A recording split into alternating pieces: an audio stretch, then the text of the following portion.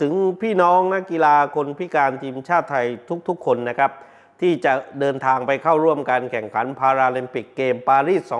2024 นี่คือโอกาสที่สำคัญของชีวิตครับพยายามให้สุดแรงเกิดนะครับให้สุดชีวิตของเราเพื่อรักษาโอกาสในครั้งนี้และสร้างโอกาสในครั้งนี้ให้กับชีวิตของเรา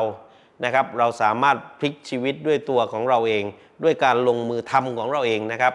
จงมุ่งมั่นนะครับตั้งใจนะครับและก็มีความพยายามนะครับเพื่อคว้าชัยชนะนะครับคว้าเหรียญทองกลับสู่ประเทศไทยไม่ใช่เพื่อใครครับเพื่อชีวิตคุณเองเพื่อครอบครัวเพื่อสังคมและเพื่อประเทศไทย